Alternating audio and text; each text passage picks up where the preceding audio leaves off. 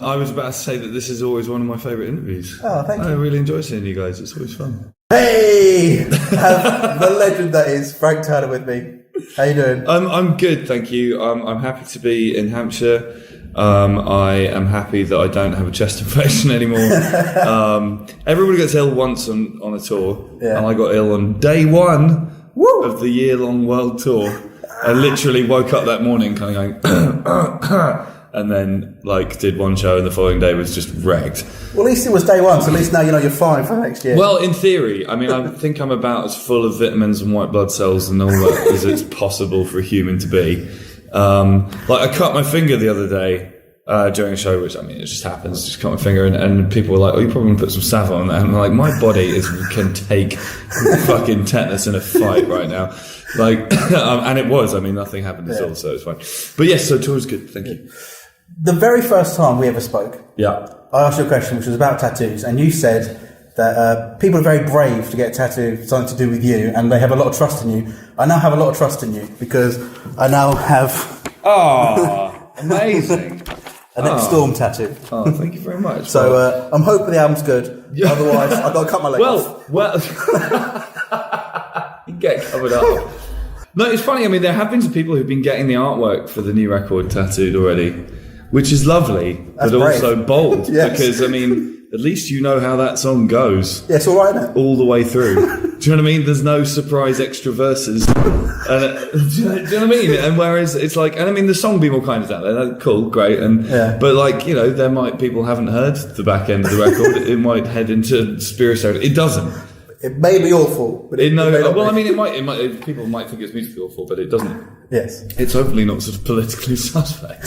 So I have got a few questions from some fans. Okay. So Tash wanted to know, what music were you listening to whilst recording and writing the album?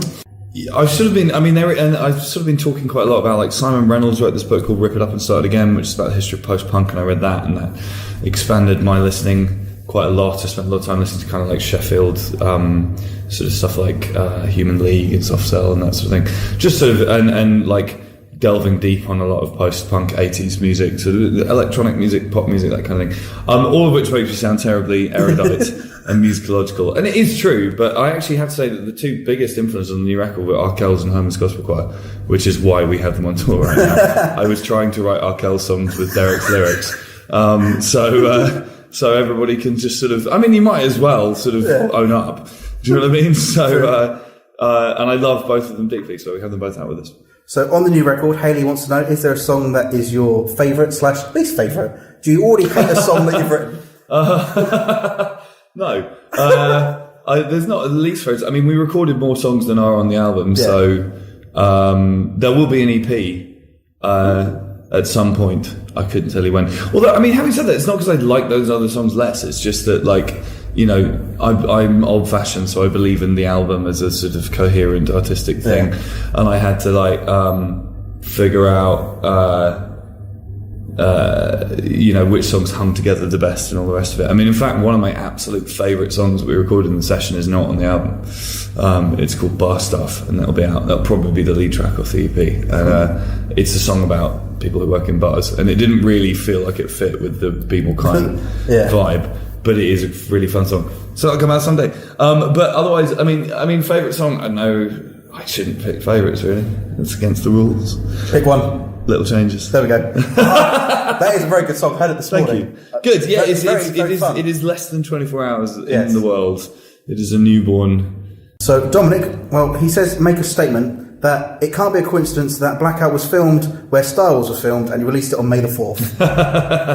I mean, it can. Was it? Dominic, yes, it is. I mean, it is. The album release date there's a gazillion things that go into choosing the album release date. I mean, the short version of it is the record labels spend their time trying to sort of carefully calibrate who's releasing what when to get your best chart position. And I said they're kind of going, as soon as possible, God damn it, now, today. You know, that's the central conflict. It was a coincidence. The video just happened to be at Elstree. It was fun. I enjoyed doing the video. I disappoint people by what I'm about to say. We can still be friends. Yeah. I'm a Star Wars agnostic. Ooh. I just don't really care. I mean, I saw the first three when I was a kid and I enjoyed them. Then I watched the next three and thought they were balls. That's because they are. No. Everybody agrees with that. Everybody. And then, you know what I'm talking about? No. Yeah. And then the new ones are sort of okay. So, there was a coincidence. Yes, it was. It's the answer. Yeah. Sorry to not have a more exciting answer. Amar would like to know, what song do you most like to play solo, and which one do you prefer to play with the band off the new album? Off the new album? Yeah. That's a good question. I mean, as is often the case, I'm sort of like slightly feeling my way through solo versions of some of the more full band arrangements.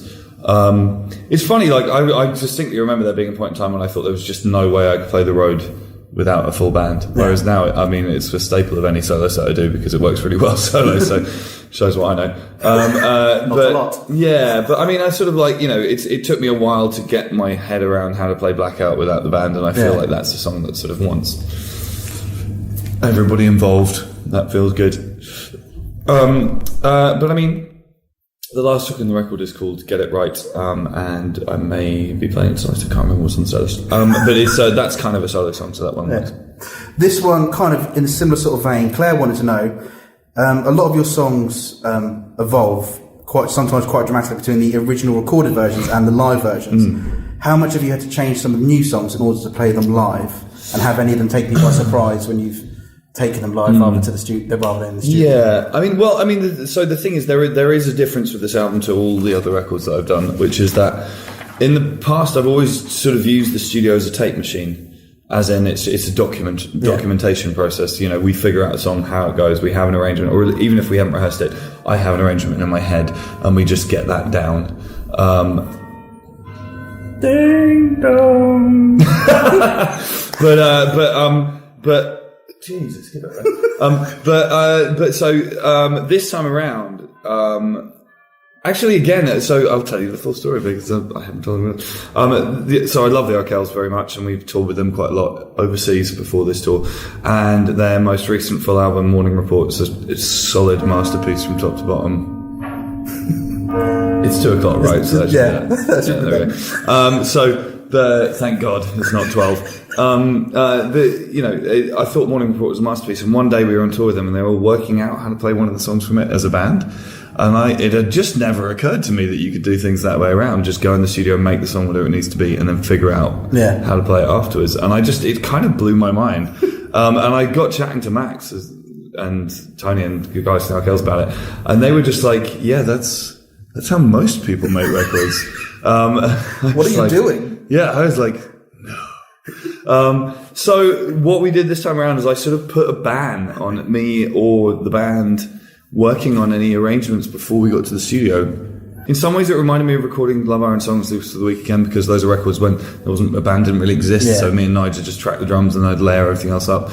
But it was more experimental than that. It was just kind of like we had a day where we just had big piles of synthesizer around, and there were times when Nigel played a song through and I'd be like, that's cool, but what if we picked a chunk and looped it, and just sort of different methodological there we go, approaches to recording. And I think that made the album much more kind of creative and much more experimental and out of my comfort zone, which was the idea. We then kind of went, right, how do we play any of this live? Which has been fun and quite hard work. And for the most part, I think it's the band and crew who take the credit for working it out. I mean, thus far, we pretty much stuck to how things are on the record. We've got some kind of live triggered loops and stuff. We're not really playing along with tracks so much, but Nigel's got some stuff that he's got the little thing that he hits. Little pad. Exactly. Yeah. And he hits it and things happen. Yes. We call it the spud. And we go, well, the thing is, okay, because I don't know, we always talk about stuff I never talk about with anyone else. It's lovely. We have a series of hand gestures live for our monitor engineer. Our monitor engineer is called Johnny, right? Johnny is the guy who controls what we all hear in our ears live. Some of it's pretty obvious. So that's snare, right? So because it's during a song, it's like everything's going and you turn around and we're like, give me some more snare drum. That means kick drum. That's pretty traditional. Yeah, that makes sense. Guitar is this, bass is this. For me, my vocal is a kissing thing, because usually I'm playing guitar and that's the thing I need more of or less of most dramatically and most urgently. So if I do that at him, that means give me a bit more vocal. And then what else we got? Like overheads on the drums. This one we came up with years ago because we have earpieces in, we have ambient mics on the room, so more ambient mics as jazz hands. So it's like audience. But we had come up with a new one for the loop, for the spud, and thus far we're all just sort of doing this. Spud up, spud up, down. Yeah, spud down. But it doesn't. It's a little bit too similar to kick drum. And having an up or down motion with it doesn't really help because usually that's it's quite dark as well. Yeah. So we haven't yet figured out how to do that. That was a long answer to a short question, but we're getting there. Yes. So as always, there is a game and there is a prize. Yep. And people say you can't have your cake and eat it. I think you can. So you fucking brought me a cake. Yes, we have a Be More Kind Holy shit. cake. Holy shit, man, thank you. That's so wonderful. That's amazing. I kind of don't, or at least I'm going to carefully eat around it. Do you know what I mean? Like, I don't want to sort of just like, So, is this the prize? This is the prize. So I don't have it yet? No. The quiz is a new game I've got called These Are Your Songs, Surely You Must Know Them. But basically, Right. I've tried creating a paragraph using your song titles. You have to work out how many of your song titles are in this statement.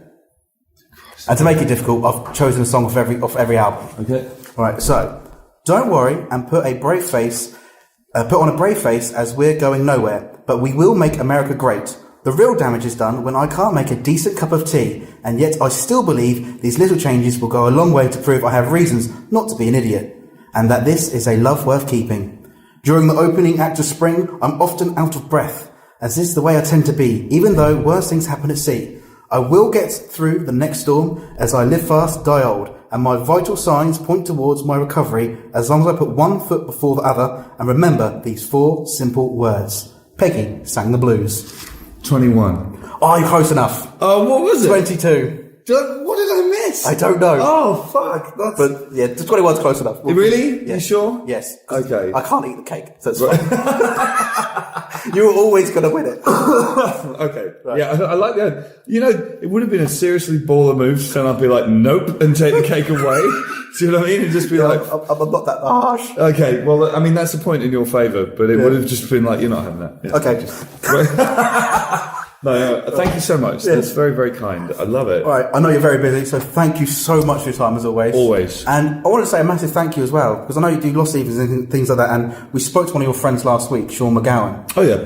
He's a great guy, and you give people like him such a big platform to perform. Like, you've given him main stage at Lost Evenings, and not enough people give people like him credit and the stage they deserve. And well, that's kind, but I mean, the thing I say to Sean, because Sean said thanks for the slot, I was just like, fuck all to with me, man. You've only got the slot because you're good. Yeah. Do you know what I mean? It's like he's there because he deserves to be there. Yeah. You know, like my role in this is small. The main thing is that Sean is really good at what he does, and indeed all across the bill for Lost Evenings. You know, those people are there because they should be there. I mean, I'm genuinely slightly morally troubled about the fact that I'm going to play after Ginger Wildheart because I used to queue up outside HMV and Arkwright and stuff to buy Wildheart's records when I was a kid, and I feel quite odd about going on after him. But I just want to say thank you, because I think you've stayed grounded for all these years, especially like you still support places like the Railway, the Joiners, and things like that. And it's great to see someone with your sort of stature to do that sort of thing. So it's great. So thank you very much. Well, hey, thank you. Thank you. I'm excited about this cake. Yes. Thanks very much. Thank you.